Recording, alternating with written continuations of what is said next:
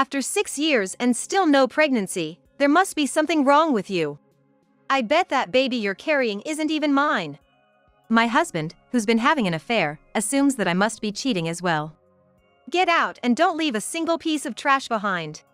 Catherine, jumping on the bandwagon with my husband, eagerly tries to push me out. These two cheaters, having conveniently forgotten their own actions, began to blame me.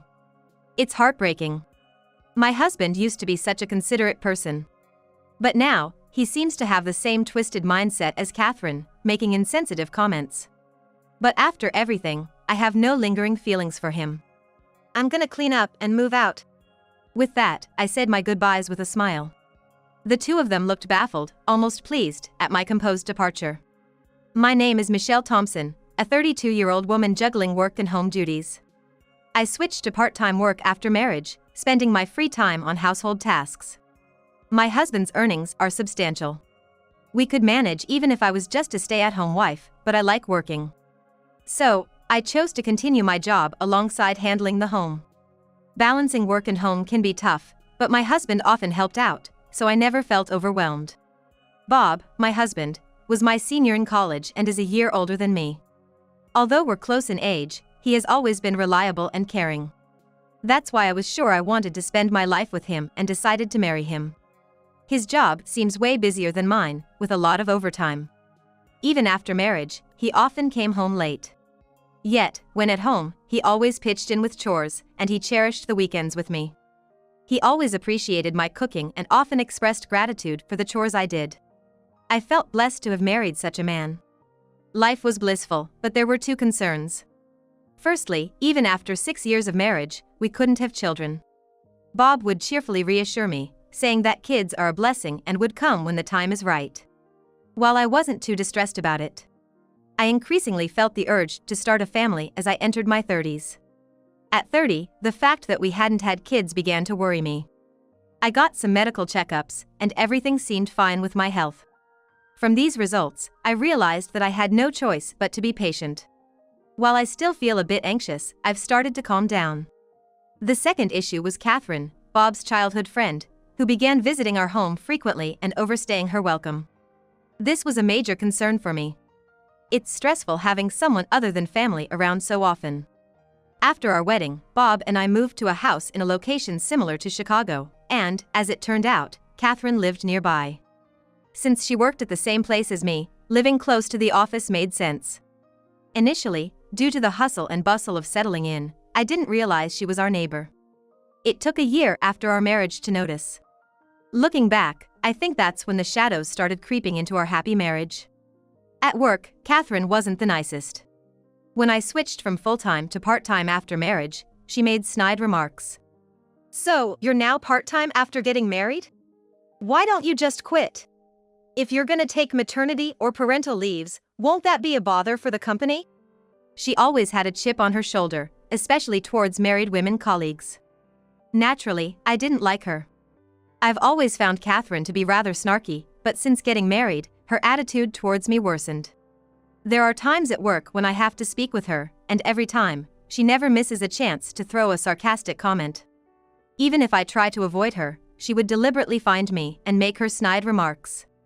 Because of this, my heart would sink every time I saw her. However, she's always been rude to other women at work, so she was pretty unpopular among the female staff. Thanks to that, other colleagues were on my side, assuring me not to take her comments to heart. This helped me stay positive.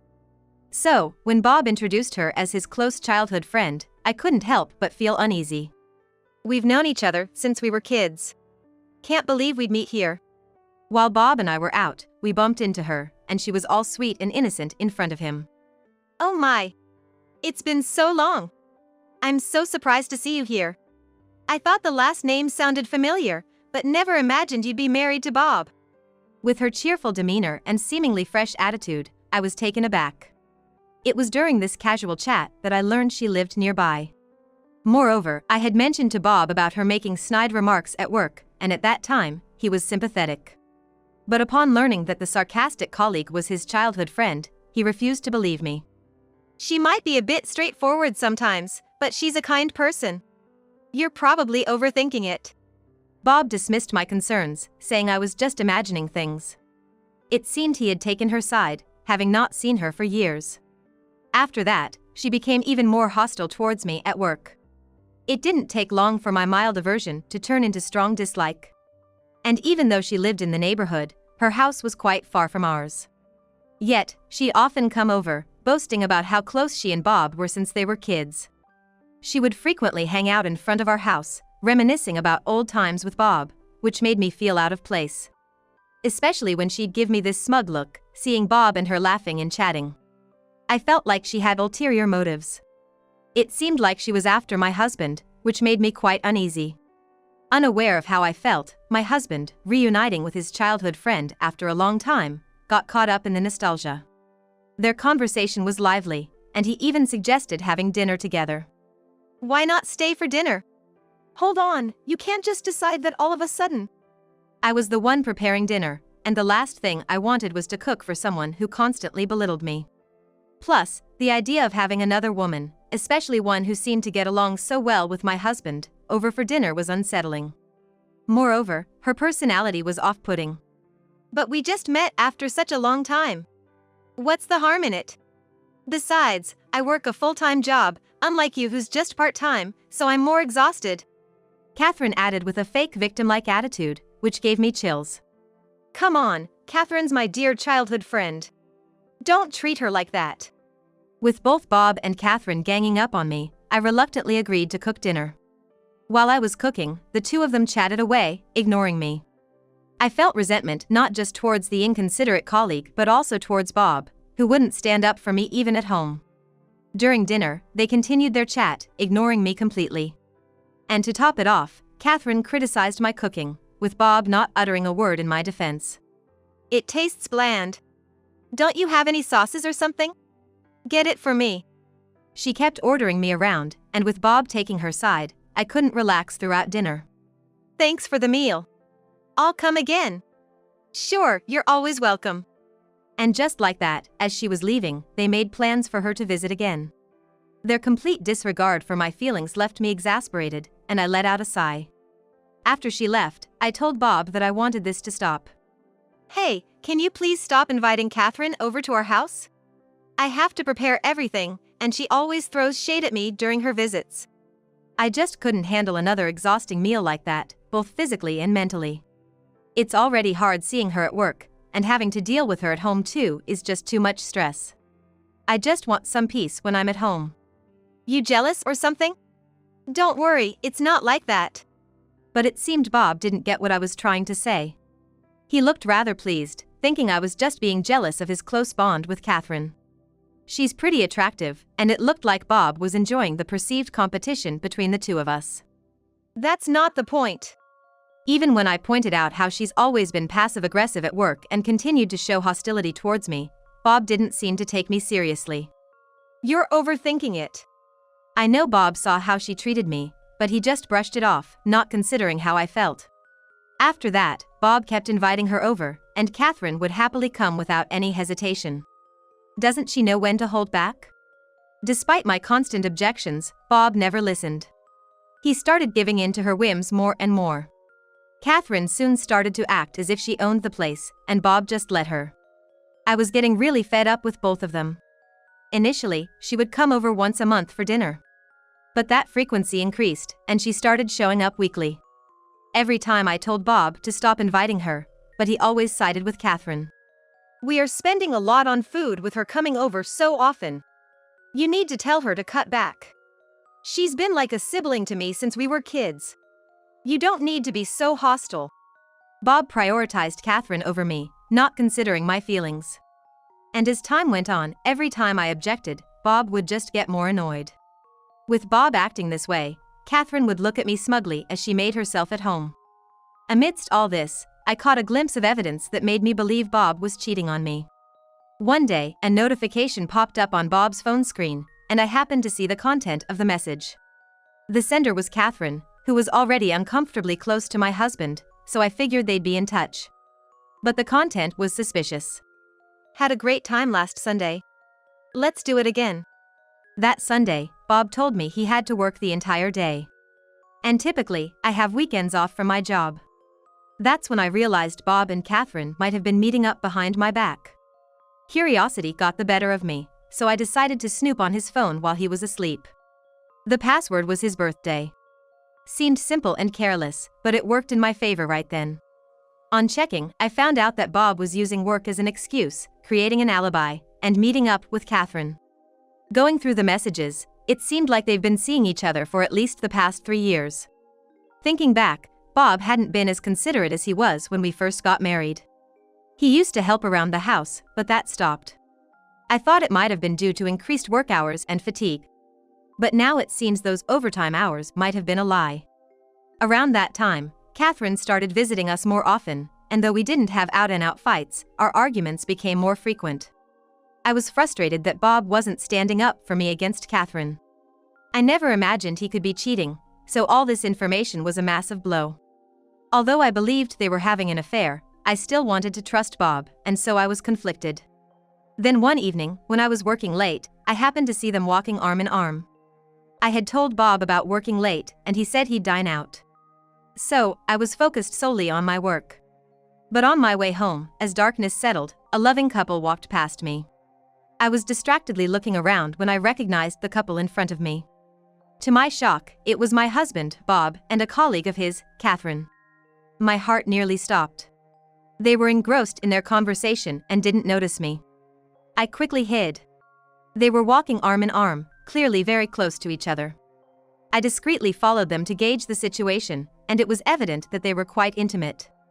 Eventually, they entered a hotel, confirming my worst suspicions. Seeing them together was heartbreaking. Given Bob's recent behavior, I decided I'd had enough and was determined to get a divorce. One day, I discovered I was pregnant. Initially, I thought I was just tired from handling both work and secret divorce preparations. But the symptoms felt exactly like a pregnancy, so I went to the doctor, and sure enough, I was. Finding out about the pregnancy while contemplating a divorce was ironic. Despite everything, I had always wanted a child, so there was a part of me that was happy, even if Bob was the father. I decided to tell him about the pregnancy. My resolve to divorce hadn't wavered, but there was still a small hope he might end his affair upon hearing the news. But Bob's reaction was unbelievable. "What? Pregnant now? After all these years without any hint of it? Are you sure it's mine? What are you talking about? It's definitely yours. Who else could it be?" I was devastated by Bob's response. Bob had the audacity to doubt my fidelity, and his disgust was palpable. I was deeply disappointed in him. Just because he's cheating doesn't mean he can assume I'm doing the same. It makes me sick to think that way. "Just because you've been unfaithful doesn't mean I have. How could I possibly have another man's child while we're married?" His ridiculous attitude angered me, and I snapped back. Yet he persisted, either implying I was lying or having an affair, so I ended the conversation. My anger towards his affair was already there, but him doubting me over the pregnancy amplified those feelings. I swore to myself that when I brought up the divorce, I'd make sure they both got what they deserved. When the time was right, with all the evidence of their affair laid out on the table, I brought up the divorce. Given my investigations, they had been having an affair for 4 years, so there was plenty of documentation. "You think you can just lay all this out and blame someone else?" Bob insinuated that since Catherine was an old friend, I was probably fabricating evidence out of jealousy. "Yeah. You're just jealous because we're close, aren't you? Stop playing these childish games." Catherine chimed in, echoing Bob, even suggesting I owed them for the emotional distress they supposedly endured. At first, they didn't admit to the affair. Instead, they tried to make me out to be the bad guy, so I calmly pointed out all the evidence. Since I had been keeping a diary, I had all the dates and events well recorded. They had been using work as an excuse to meet, but I countered all their excuses. With the compiled evidence, they seemed to accept the reality, at least momentarily, looking a bit flustered. But soon after, they seemed to double down, with an almost triumphant look, blaming me even more. "You think after 6 years of marriage, it's my fault we didn't have a kid? You should be grateful Bob stayed married to you this long. And yet you dare accuse us of an affair." They had the audacity to claim that the reason for my husband's affair was my fault, conveniently excusing themselves from any blame. They even began to criticize me for being a bad wife and verbally berated me with nasty comments. I never expected them to be this unreasonable, and I looked at them in disbelief, as if they were from another planet. Perhaps because I was visibly shocked, they seemed to think I was hurt. Despite being the ones in the wrong, they had the nerve to act as if they'd forgive me if I apologized then and there. But with the way they were talking, it seemed they'd be more willing to agree to a divorce. I don't need a husband like you. With that, I handed him a business card of a divorce attorney and told him that from now on, we'll be discussing our divorce through the lawyer. You really gonna go through with this divorce? Who's gonna want an older woman like you? You'll regret it. Surprisingly, even after having an affair, he seemed hesitant to divorce. For a moment, I couldn't understand why he was reluctant. Then it dawned on me, I had been handling most of the household tasks. Without me, he wouldn't have it easy anymore. While he used to help out with chores when we first got married, in recent years, it was all on me while he spent time with Catherine. He probably didn't want to give up the comfortable life he had been enjoying with me around, taking care of everything. It seemed less about any lingering feelings for me and more about convenience. It didn't seem like I had any lingering affection for him. I had already given up on my husband, and this just deepened my disappointment. I don't want to spend another moment with you. So, I firmly told my hesitating husband that I wanted to move on swiftly. He surprisingly smirked, looking triumphantly smug, and Catherine told me to get out immediately. You're no longer entitled to be in this house after the divorce. Get out now. And don't leave a single piece of trash behind, you worthless wife. Catherine probably always despised me and seemed to expect that I'd come crawling back in desperation. Her words seemed to ignite something in my ex-husband, and his face twisted with a mix of frustration and hope, thinking I'd beg him. That's right. You're not a wife anymore, so get out now. If you're gonna have a hard time, we can reconsider the divorce. They looked down at me, smirking and laughing together. But I had already planned to move out immediately after confronting them about the affair and finalizing the divorce. So, their antics had no effect on me. Of course, I plan to move out immediately. I'll clean up and move today. Seeing my bright smile, they looked taken aback, clearly not expecting this response. Ignoring them, I made a phone call. Soon after, trash removal and moving services arrived and started taking out items from the house under my direction. What the hell is going on? They were initially shocked, but as movers began preparing to take out major appliances and furniture like the TV, sofa, and refrigerator, panic set in. Hey, that furniture is mine. What do you think you're doing? You think you can just take things from this house? You have no right. As more and more belongings were taken out, the two tried to stop the process, but I intervened. Oh, remember you told me not to leave a single piece of trash behind? I'm making sure to follow your words to the letter. I replied with a hint of sarcasm. Since my ex-husband and I jointly bought the furniture and appliances, I was well within my rights to take them. Catherine was quick to state that they didn't want anything I used, and while my ex looked like he wanted to say something, he kept quiet. I also took items my parents had given me when we got married, and soon, the house was almost empty. All that remained was stuff related to his work and hobbies. With most of the essential items gone,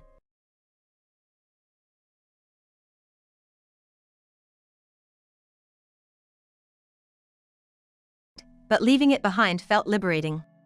As I was leaving with a clear mind and heart, Catherine, in her ever-smug fashion, said, "Well, good luck with your single life, I guess?" She probably felt triumphant, thinking my ex-husband chose her over me. Standing confidently at the front door, I decided to drop a truth bomb on them. I'll contact you later regarding compensation for the emotional distress, property division, and child support. Make sure you pay promptly. The two seemed to be caught off guard, not expecting to have to pay compensation, and expressed their shock. What? You're after money now? Who do you think you are? Just a gold digger after all, wicked woman. They were pleased about choosing the furniture and appliances together, but realizing they'd have to shell out for compensation meant they might not be able to buy what they wanted. Moreover, they seemed to doubt my pregnancy, and my ex-husband was furious, thinking he wouldn't need to pay child support. I was the one cheated on, so I have the right to compensation. I've already hired an attorney, so be prepared. Mentioning an attorney, my ex-husband's face turned pale. Probably recalling my father's profession. When I decided on the divorce, I was still shocked by my husband's infidelity and wanted to share my feelings with someone and calm down. I couldn't complain to my close colleagues, fearing it would reach the two of them. It would be careless to confide in friends who were mutual with my husband. So, I called my parents for advice. "Hello, it's been a while. I have something I need to talk about. Is now a good time?" "Oh, what's the matter?" My mother answered the phone, and her gentle voice almost made me tear up, but I managed to talk about my husband. His childhood friend worked with him, and she constantly made snide remarks and even started coming to our home. Instead of addressing her behavior, my husband blamed and criticized me. Recalling the events before discovering the affair, I became more emotional than I realized. Eventually, I told her everything up to the affair and my decision to divorce. My mother listened patiently, and after I finished, she expressed her anger at my husband's infidelity and concern for me. Feeling a bit better, I began to prepare for the divorce. After that phone call, my dad, who had gotten wind of the situation, reached out. He firmly assured me that he would help with the divorce proceedings, which was quite comforting. The preparations went smoothly. Since my dad was an attorney, he introduced me to one skilled in divorces, and preparations for claiming alimony were already underway. He was quite furious at my ex-husband for his infidelity and was determined to make him regret his actions. Having done extensive research, he ensured that the alimony would be much higher than the usual amount, much to the shock of both parties involved. "The amount you'll be paying is roughly around $40,000, he said. The mental stress I endured, both from the infidelity and their prior treatment towards me, justified a higher than usual alimony, a decision already discussed with the lawyer. "What? That'll empty out our savings. That's way too much, just for a little cheating." Hearing the amount, both of them were reluctant to part with such a sum and started to complain. Both of them had steady jobs with salaries higher than mine, but their working hours had decreased lately, citing overtime as an excuse. I was aware that they'd been splurging quite a bit recently. So, this alimony amount was bound to hit them hard. With a smirk, I decided to drop another bombshell on them. During my investigation into their affair, I had unearthed a scandalous piece of information that could ruin them. "Oh, by the way, did you know? Catherine can't get pregnant, and she's been seeing other men too." "What?" My revelation visibly shocked my ex-husband. Catherine, looking pale, seemed not to have expected her secret to be outed. Seeing her reaction, my ex realized the truth in my words and confronted her. "That's not true. She's lying." She never expected to be exposed here and panically denied it, but her frantic reaction pretty much screamed the truth. In my investigations into my husband's infidelity, I had found out that she was his mistress and had carefully tracked her actions. It turned out that she was exploiting her inability to conceive, engaging in affairs with men other than my husband. After our divorce, my husband had plans to remarry Catherine and even have children. Now realizing that their plans wouldn't pan out, he turned his anger towards her. He thought he knew her since they were childhood friends, but it turned out she wasn't who he thought she was. Ignoring their ensuing argument, I headed back to my parents' place. Later, I filed a claim for compensation for the mental stress they caused me. I also contacted my ex about child support and property division, but he was initially very reluctant. It seemed his reason for cheating was his desperation over our inability to have children. But upon learning about Catherine's condition, he broke up with her instantly. Unable to handle household chores on his own, he even tried to reconcile with me. "It's my kid, right? I broke up with her, so why don't we let bygones be bygones and live as a family of 3? It's better for the child to have a father, don't you think?" He spewed out such nonsense and kept persistently contacting me. He started blowing up my phone and texts, sending dozens of messages every day. When I checked one of the emails, it was clear he was only thinking of himself. So, the next time he called, I snapped back. "What the hell are you talking about now? If you really cared about our child, you wouldn't have cheated. It's better for the child not to have a father like you." I firmly turned him down every time. Even after I threatened to talk to the police, he had the audacity to show up at my parents' house. I was terrified when he unexpectedly appeared there, but luckily both my parents were home and no problems occurred. Having been informed about his cheating and our past issues, my parents were furious with him. So, when he arrived, my parents confronted him with a fury. "You promised to make our daughter happy, and then you pull this crap? She ain't gonna end up with a selfish guy like you. My father, his face red with anger, yelled at him. After cheating on her, what the hell do you want now? My mother, seemingly calm, asked with a piercing tone, and it felt like there was a dark aura around her. My parents, usually so gentle and kind, can be truly intimidating when angered. Especially my father, who used to be a lawyer, his presence in these situations is incredibly forceful. After being scolded by my parents, who knew all about his affairs and our marriage, I didn't hear from him again. Later, he paid the alimony and child support. It seemed he finally gave up. As for Catherine, it seemed she wasn't too keen on paying alimony either. She split from him and disappeared from the workplace. She made quite a scene when she left, and our neighbors knew about our situation since our arguments about the alimony took place outside. She already had a bad reputation, but with this scandal, it spread throughout the company. It would likely be hard for her to find another job in the same field. I couldn't reach her about the alimony, so I contacted her parents, who ended up paying. They heard the whole story, were quite angry with her, and apologized to me. Losing her parents' trust, she'll probably face challenges in the future. As for me, I'm peacefully living at my parents' house with my newborn child. The stress from my ex-husband's attempts to reconcile was tough, but having my child made things better. Being a single mom might be challenging, but with my savings, alimony, and child support, I don't have financial worries. Raising my child with the help of my parents might have its moments of anxiety, but it's a joy compared to the hardships of my married life. Looking forward, I want to enjoy watching my child grow and lead a genuinely happy life.